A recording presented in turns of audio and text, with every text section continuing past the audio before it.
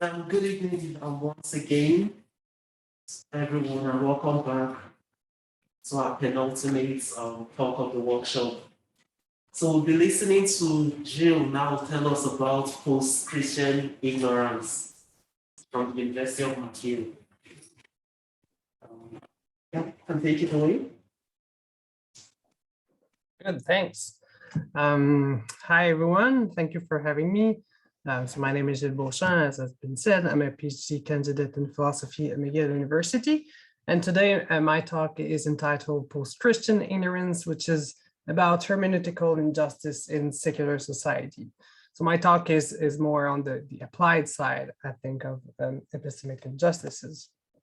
So just before I start the main the main argument, a couple of things I wanted to say. So there haven't been so much talk about epistemic injustices in the religious domain yet.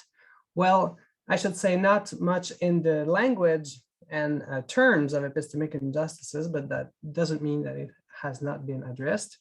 And the goal of my dissertation is to try to, and hopefully achieve, to use the tool of epistemic injustice to shed light on injustices that religious persons can live in secular society. And that is not to say that those people are not the victim of injustices based on race and gender, but my aim is to show that there is something different and something more that is taking place, and that they can suffer injustices that targets their religious identity, their religiousness, and the problem can get, or the injustice can get even worse when everything comes and intersects with gender, race, and religion. And hopefully I will have time and space to address epistemic justice for religion, the public sphere in the dissertation, but that may have to wait for a postdoc project. And so in my dissertation, I argue that religious persons can suffer numerous epistemic injustices in the secular society, including testimonial and hermeneutical injustices. And in this paper, in this talk, I'm focusing on the hermeneutical side. And I have a full draft of this paper. So if some of you are interested in reading it with more detail, just email me and I'll send it to you. And so in my understanding of hermeneutical injustices here and active ignorance, I think I'm a lot in line with Professor Medina's. But yeah, so I understand post-Christian ignorance as a kind of active ignorance in the religious domain, which combines two things. So the first thing is inadequate hermeneutical resources to understand religious experience, plus a vitiated epistemic character that resists to better meanings. And the term itself, post-Christian, that I chose to put there instead of active ignorance. Well, why did I choose that? Well, it tells something about the dominantly situated in the kind of societies I'm interested in. And those societies are societies which were historically predominantly Christian, and that have secularized. And Quebec, the Canadian province of Quebec, is one of those societies, and my analysis focuses on Quebec, which has secularized. And I'll say a couple of words about the context, of course. And the central thesis that I want to argue for in this talk is an existential claim. I claim that there exists a kind of active ignorance about religion that prevents proper understanding in the religious domain. It renders the dominant post-Christian subjects in secular societies insensible to alternative understanding of religious experience. And this is what I name post-Christian ignorance. And how I plan to show this to you is through the analysis of the act respecting the laicity of the state, which I claim that we can see active ignorance in this law. And we can see, first of all, inadequate hermeneutical resources in conceiving the invisibility of religious identity as an appearance of religious neutrality. And I claim that we can see a vitiated epistemic character in that displays in the law, but also in the reception that it has had when people are failing to see the unequal burden that the law puts on religious minorities. And I argue that this shows closed-mindedness, which is one of the epistemic vices identified by Medina. And so before going into detail in showing post-Christian ignorance in analyzing the laicity law, it will be useful to give a little bit of context about Quebec's religious history to better understand what kind of hermeneutical resources and social scripts are available to most Quebecois. So social scripts have an important role in how one understands experiences. As Medina writes, quote, the repository of images and scripts that become collectively shared, the so-called social imaginary, constitute the representational, anyway, that word, background against which people tend to share their thoughts and listen to each other in a culture, end of quote.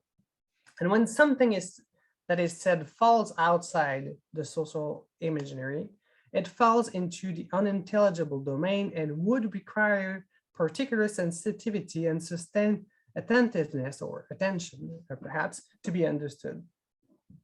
Accordingly, the goal in inquiring into Quebec's Quebecois social script is to understand what conceptual resources are available to make sense of religious experience and what kind of power relations have influenced the formation of these resources. The Quiet Revolution of the 60s marks an important transition in the place of religion in Quebec society. Before the Quiet Revolution, the vast majority of the population were practicing Catholics, and the Catholic Church had great power and control over the morality and many spheres of society. But in the 60s and onward, that power and influence decreased as institutions secularized and mass attendance rapidly decreased. The Quiet Revolution marked a change in the national and religious identity. According to Geneviève Subrzicki, quote, whereas the French-Canadian national vision was centered on the notion of ethno-religious survival, the Québécois project explicitly rejected that idea, end of quote. A new narrative emerged where the Québécois were to set themselves free both from, quote, English-Canadian colonial ascendancy and from the oppression of the Catholic Church by the new government's modern state and its nationalist political project, end of quote. That emancipation led to what some have called a paradoxical posture toward Catholicism, which combines on the one hand an aversion or repulsion to religion, as it is perceived as responsible for the worst part of their past, and on the other hand, an affirmation or celebration in nationalist discourse of this past as a sort of sanctuary of shared collective values of the nation. What is most important for our purpose here is that Catholicism still largely shapes the way most Quebecois approach religion and laicity.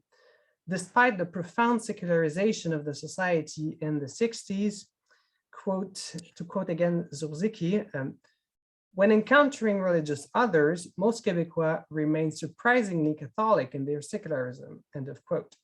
And just, I'm using secularism and laicity as synonyms here. Subrzicki explains further what she sometimes called a ghostly presence of Catholicism in Quebec secularism. Now, I will quote her at length here. Their secularism is defined and articulated through and sometimes against that religion. They are recovering Catholics, one could say. The reactions of many to religion in general come from deep personal grievances about their Catholic upbringing, as well as from broader political, sociocultural resentment toward the role of the church in Quebec until the Quiet Revolution. From a more scholarly vantage point, and that's important for our purpose here, we might say that Catholicism continues to define the issues with which they disagree, end of quote. To put it another way, Catholicism still defines the issues with which they disagree because the available conceptual resources that have been shaped by Catholicism and their story of overcoming it. As a result of this, story, to quote again Zurzicki, they often tend to view religion as a category with great suspicion. Yet, although they have relegated Catholic doctrine largely to the past, Catholicism as religious tradition continues to inform who they are in a broad cultural way, even if only because Catholicism was a key part of who they were, end of quote. According again to Zurzicki, despite the secularization of Quebec, religion still plays an important role in defining in the definition of the Québécois, quote, either in defining a collective us, former or cultural Catholics, against a non-Catholic them, or in defining an irreligious us against a religious them, end of quote. And I argue that this ghostly presence of Catholicism manifests itself mainly in its most pernicious form in the conceptual resources that are available to Québécois to make sense of religious experiences. Because Catholicism is perceived as having oppressed and alienated French Canadians, religion tends to be regarded with great suspicion and even hostility. There seems to be a particular there seems to be a particular difficulty to adapt to new religious diversity for societies whose story was marked by a strong cultural and religious homogeneity. And this is the case for Quebec. And I argue that this difficulty of adaptation is in due part to the hermeneutical insensibility in the religious domain that is created from a lack of epistemic friction with the religious other. This hermeneutical insensibility properly becomes active ignorance when the society pluralizes, and thus opportunities for epistemic friction are readily available, but epistemic friction is nevertheless avoided by the majority in order to maintain a status of privilege. So now for the meat of the talk on post-Christian ignorance. In this section, I consider the laicity law as a testimony, as it were, of this active ignorance in the religious domain that we can find in Quebec and potentially in other secular societies that share relevant characteristics. I first argue that considering the invisibility of religious identity as an appearance of religious neutrality shows inadequate and biased hermeneutical resources about religion. And secondly, I argue that failing to see the unjustified narrowness of the law and its disproportionate burden on religious minorities shows closed-mindedness. Its narrowness comes from the fact that it applies only to objects that are worn by individuals. So the law itself, the act respecting the laicity of the state requires, quote, parliamentary government and judicial institutions to comply with all the principles listed in section 2, which are the following: the separation of the state and religion, the religious neutrality of the state, the equality of all citizens, and freedom of conscience and freedom of religion. And I'm focusing here on the religious neutrality of the state. So so the law requires institutions to comply with the principles in fact and in appearance in pursuing their mission. Religious neutrality itself is about avoiding, favoring, or hindering someone on religious grounds. In addition to the requirements to do this in their actions, public servants in a position of authority must also display the same neutrality in their appearance. From this, it follows that they cannot wear religious symbols in the exercise of their function. But I want to challenge the idea according to which there is such a thing as an appearance of religious neutrality. Given the diversity of lived religion, religious symbols give little information about one's religious preference and thus could not reasonably ground doubts about the civil servant's religious neutrality. Rather, the perceived failure in the appearance of neutrality is not caused by the appearance of the civil servant itself, but by the prejudiced social scripts held by the perceiver, which cause the expectation of unfair treatment. As I said, Religious neutrality is about not favoring nor hindering individuals on religious grounds.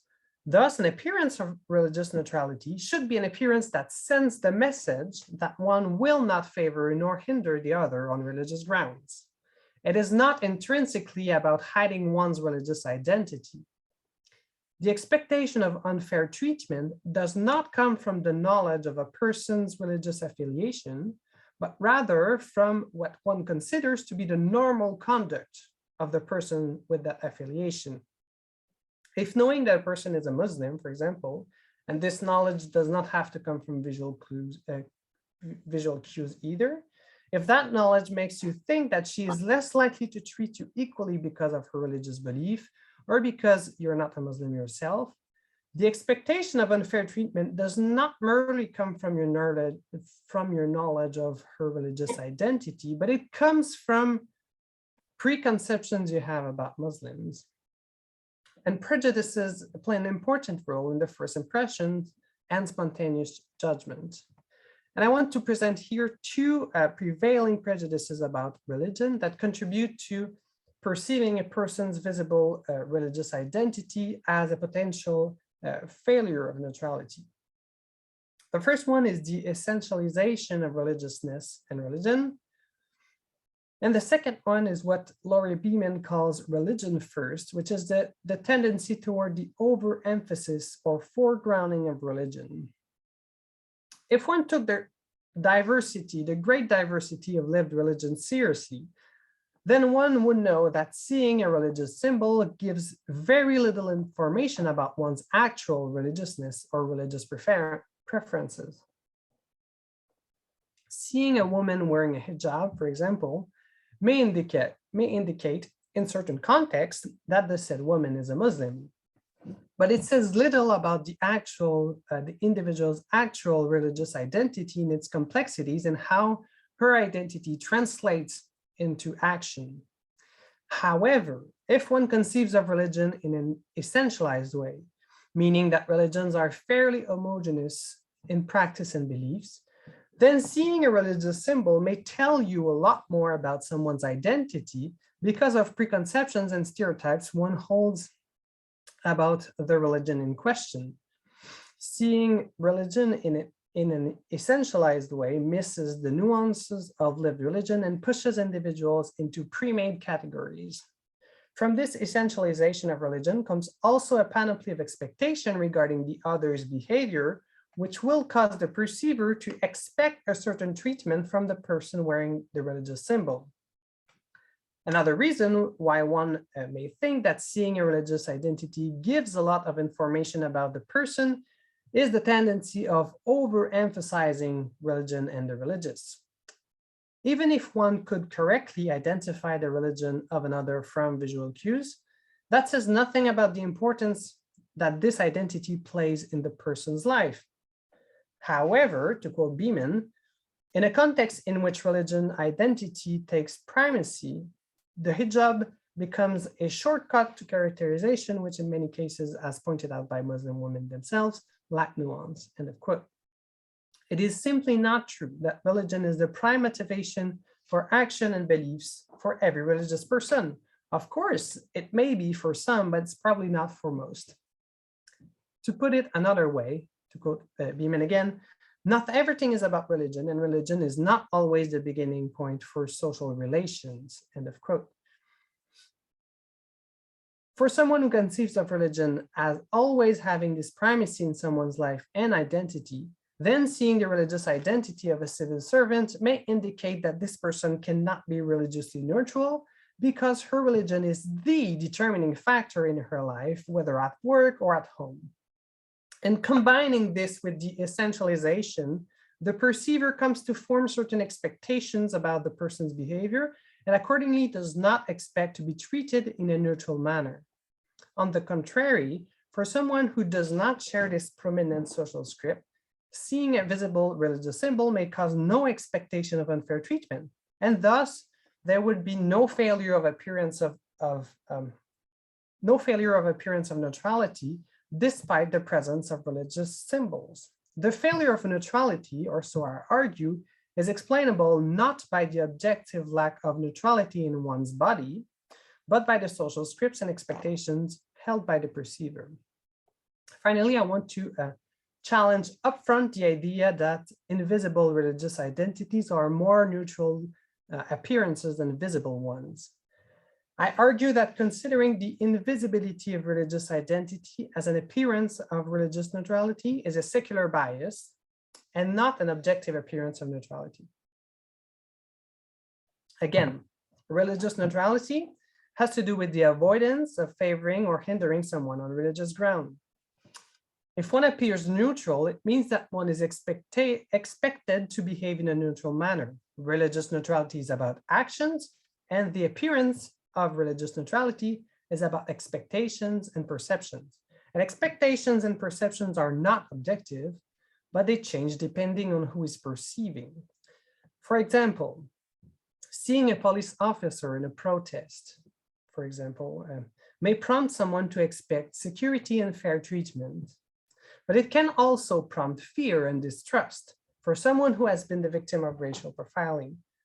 In this case, what needs to be fixed is not the uniform that needs to have a more fair and security treatment or a fair and security appearance. What needs to be changed is the expectations that people have, and to do so, in this case, it would require a track record of fair treatment. Consider another comparison with racism, called the avoidance of favoring or hindering someone because of racial identity. Call this racial neutrality. Suppose that in addition to racially neutral institutions, we wanted civil servants to display racial neutrality in their appearance so that everyone will expect to be treated fairly in seeing the appearance of the public servant dealing with her case. If we followed the same logic as in the religious case, civil servants who have a visible racial identity would be perceived as failing to display racial neutrality, and we would want civil servants who have invisible racial identities. However, the salience or invisibility of one's racial or religious identity is not objective, but rather the result of the structure of the society. It is a result of implicit bias. Just as one's Black identity is salient and visible in a white racist society, one's minority religious identity is salient and visible in a post-Christian secular society. In other words, perceiving one's visible religious identity as a failure of the appearance of religious neutrality is the result of a hermeneutical failure and not a failure in a duty of restraint in religious matters, as it has always often been framed. Between one white male teacher wearing no religious symbol and a teacher wearing a turban, one is unjustified to expect less neutral treatment from the turban-wearing man because a visible religious identity is not an indicator of one's tendency of favoring or hindering another on religious ground, and which is the religious neutrality. The white male may well be an atheist who has very strong prejudice about religious individuals, who would systematically give unfair treatment to individuals in his class who he would know to be religious. So in sum, seeing someone's visible religious identity as a failure of religious neutrality is a result of a failure in hermeneutical resources and not a failure to have the appropriate appearance. And so in this last section, which is shorter than the other one, I argue that even if it were true that the invisibility of religion contributed to the appearance of religious neutrality, by focusing on what individuals wear, the law fails to attain invisibility of religion in the visual space, and rather it targets specific religious identity. I also argue that failing to see this unequal burden, despite the numerous testimonies, it shows the epistemic vice of closed-mindedness. In the act, religious symbols are thus defined. Quote, a religious symbol within the meaning of this section is an object, including clothing, symbol, jewelry, an adornment, an accessory, or headwear, that one is worn in connection of a religious conviction or belief, or two, that is reasonably considered as referring to religious affiliation, end of quote. So the law targets objects and that are worn by, so it targets objects which excludes tattoos or pilosity, which could also constitute religious symbols. And it targets objects that are, secondly, worn by individual and not religious symbols at large or religious references, which could include crosses, crucifixes, and even maybe names in Quebec in public institutions, for example, street names, etc. So even if the law applies to all religion, the very fact that it targets objects worn by individuals disproportionately burdens some particular religious person, namely those for whom a particular object is part of their religious identity. Prohibiting only objects will not free the institutions of public servants in a position of authority with religious symbols, because someone could have a very visible tattooed cross, for example. Also, targeting objects that are worn by individuals will not free either the public space of religious presence, since Christian symbols and references are ubiquitous in Quebec society. Thus, even if it were true that the invisibility of religion and religious identity contributed to an appearance of religious neutrality, the law fails to attain this invisibility and is rather unjustifiably narrow in its removal of religious symbol from the visual space. When we consider the narrowness of the law, it becomes clear that even though it applies to all religion, the law targets particular religious identities. For example, Muslim women, Sikh, Orthodox Jews, who embody the religious others par excellence in Quebec. The law does not burden the majority whose religious identity is or can be invisible. Accordingly, the law and the structure of the secular society that results from it gives a privilege to those whose religious identity is or can be invisible, and violate fundamental rights of those whose religious identities are visible. Failing to see this discriminatory character of the law and the privilege that the structure of the secular society gives to those whose religious identity is or can be invisible, despite the numerous testimonies of, amongst others, prevailing teacher, this is reflective of resistance to know that can be characterized as closed-mindedness, which is one of the epistemic vices associated with privilege. Though not everyone in Quebec displays this kind of active ignorance toward religion, I argue that this attitude is spread to the point of providing high support for the laicity law. So in conclusion, very briefly to have time for discussion, I argue that the act respecting the laicity of the state and its large support amongst the population shows both inadequate hermeneutical resources about religion and vitiated epistemic habits. And this is what I name post-Christian ignorance in secular society.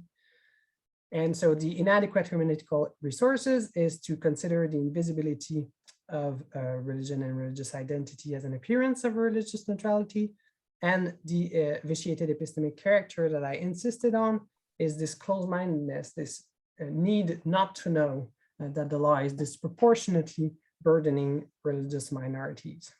Thank you.